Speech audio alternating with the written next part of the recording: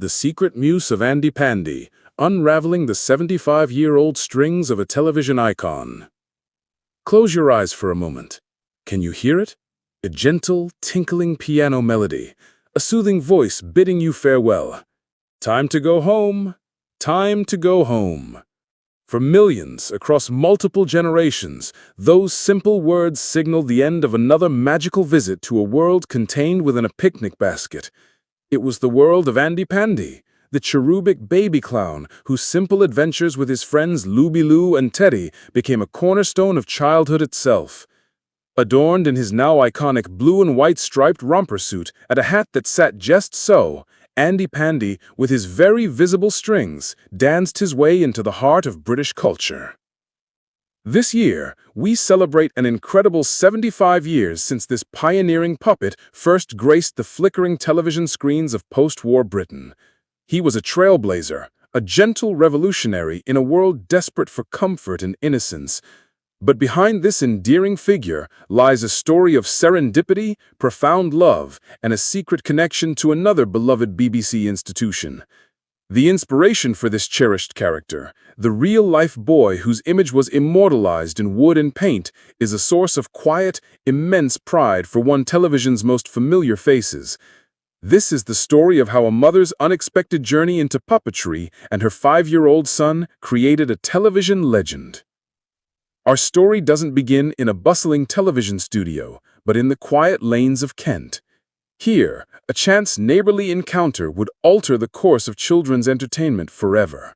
Living nearby was Frida Lindstrom, a formidable and visionary woman who held the esteemed title of the very first head of BBC Children's TV. One day, she struck up a conversation with her neighbor, a woman named Audrey Addertory. That simple chat would unearth a hidden talent and set in motion a chain of events that would bring Andy Pandy to life. Audrey's son is a man many of us would instantly recognize today, though for entirely different reasons. For 3 decades, Paul Addertory has been a staple of Sunday evening television, his warm expertise and keen eye for treasure gracing the BBC's Antiques Roadshow. But long before he was appraising porcelain or uncovering priceless heirlooms, 5-year-old Paul was unwittingly an artist's muse. She was trained by other puppeteers, then launched her career with Andy Pandy, Paul recounted in a heartfelt conversation with the Mirror, his voice tinged with the warmth of cherished memories. She was a natural, very talented, and it became a major part of her life, and mine. Audrey, encouraged by Lindstrom, embraced the world of puppetry. It was a craft that required immense dexterity, patience, and a unique ability to breathe life into the inanimate. She possessed it all in spades. As the concept for a new children's program began to crystallize, a puppet was needed. The task fell to a local craftsman, Kim Allen, and who better to model a character for young children on than an actual young child? Little Paul, with his youthful features and innocent charm, became the blueprint. It was a connection Paul himself wouldn't fully comprehend until much later in life. Andy Pandy was created by a local craftsman, Kim Allen, who must have seen the 5-year-old me as a convenient model, Paul explained, the pride in his voice palpable. There are certainly likenesses. I'm very proud of the connection, and it's a chapter of my life full of great memories. It's a beautiful, poignant thought. While millions of children saw a friend in Andy Pandy, Audrey Addertory saw a reflection of her own son, pouring a mother's love into every subtle tilt of the head and every gentle wave of the hand. To understand just how monumental Andy Pandy was, we have to journey back to the landscape of 1950. Britain was still emerging from the long, dark shadow of the Second World War. Television was in its infancy, a novelty in the corner of the living room. Children's programming was even more scarce, restricted to a mere hour a week, a slot famously occupied by the charmingly clunky Muffin the Mule. It was a start, but for Frida Lindstrom, it wasn't enough. She believed children, a generation born into conflict and austerity, deserved more. They deserved programming created for them that spoke to them in their own language. Frida found a kindred spirit in her close friend, Maria Bird. Their bond was forged not just in creative ambition, but in shared grief. Both women had tragically lost a fiancé to the war. This shared loss seemed to fuel a profound desire to create something gentle, beautiful, and enduring. Together, they established their own production company, Westerham Arts, a testament to their determination to bring their vision to the screen. Their first project? Andy Pandy. Frida took the helm with the scripts, crafting simple narratives that mirrored a child's own daily life, playing, singing, tidying up. Maria, a talented musician, composed the unforgettable music and provided the warm, maternal narration that guided young viewers through each episode. Their core concept, while seemingly simple today, was utterly groundbreaking in 1950.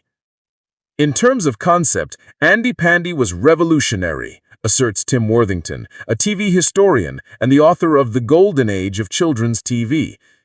He isn't exaggerating. The idea of toys coming to life when the grown-ups were away tapped directly into the secret, magical world of a child's imagination. Furthermore, the show broke the fourth wall. Andy, Looby Loo, and Teddy didn't just exist on screen. They looked directly at the camera, directly at the child watching at home, creating an immediate and intimate connection. Worthing continues, Andy Pandy might look very simple, but the episodes were carefully designed and planned. A huge amount of thought went into a concerted effort to reach, entertain, and educate children who, don't forget, were living in the aftermath of 6 years of war. The choice to center the program around a character who was himself a child was another stroke of genius. He wasn't an impossibly clever animal or a fantastical creature. He was a relatable toddler, allowing young viewers to see themselves in his adventures. The show provided a soft, predictable rhythm in a world that had been anything but. It offered comfort, routine, and the gentle reassurance that after every adventure, there was a time to tidy up and go home. For young Paul Atterbury, this television revolution was happening right before his eyes. He wasn't just watching at home, he was there, a small child amidst the nascent magic of the legendary Alexandra Palace Studios in London. Imagine the thrill of it, the giant, hot lights, the whirring cameras, the hushed concentration of the crew, and at the center of it all, his own mother, skillfully maneuvering the strings of a puppet that looked just a little bit like him. It was very exciting for a small child. I think my mother thought it the highlight of her working life. It was fun and friendly. Yet with a touch of wistful reflection, he added, I don't think she ever realized how talented she was. It's a beautiful, deeply human observation. Audrey Atterbury was so immersed in the joy of the work, in the fun and friendly atmosphere of creation, that she may not have fully grasped the significance of her artistry or the profound impact she was having on a nation of children. The world of Andy Pandy was small but perfectly formed. Audrey brought Andy to life, while other puppeteers animated his two best friends, the kind and caring doll Looby Loo and the steadfast, cuddly Teddy. The auditory landscape was just as crucial. While Maria Bird provided the narration, it was the singer Janet Ferber who gave voice to the show's iconic songs. Her rendition of the closing melody, Time to Go Home, became more than just a theme tune. It was a gentle daily ritual, a comforting cue that helped children understand the structure of their day, signaling that playtime was over and it was time to rest. The show, which made its debut on July 11, 1950, was an instant success. Initially broadcast live, its charm was irresistible.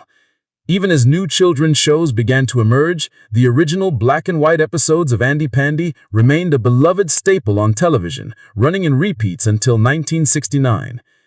In 1970, the world of the picnic basket was given a new lease of life. 13 new episodes were filmed, this time in vibrant, glorious color. For the first time, audiences could see the brilliant blue of Andy's romper and the cheerful red of Teddy's ribbon, as their creators had always intended. The story doesn't end there. Such is the power of the character that in 2002, Andy Pandy was lovingly reimagined for a new century. The strings were gone, replaced by the meticulous magic of stop-motion animation. The new series expanded the world, introducing new characters and new locations, and his silent puppet antics were replaced by a voice provided by the esteemed actor Tom Conti. This modernization was a testament to the character's timeless appeal, a belief that his gentle spirit could still captivate children in a faster, more complex world. And what of the original players in this remarkable story? Paul Laboratory, the boy who started it all, holds a precious, tangible piece of this history. It's not the original Andy Pandy puppet, but something just as special. My Teddy is one of the reserves. He never performed, but he was played with by my children when they were small, he shared. This single detail is incredibly moving. The television star, the on-screen Teddy, had understudies. Paul's Teddy was one of them. He may never have felt the heat of the studio lights, but he felt the love of a family. He wasn't a celebrity. He was a plaything, fulfilling a toy's truest purpose in the hands of Paul's own children. Now he lives in a comfortable retirement.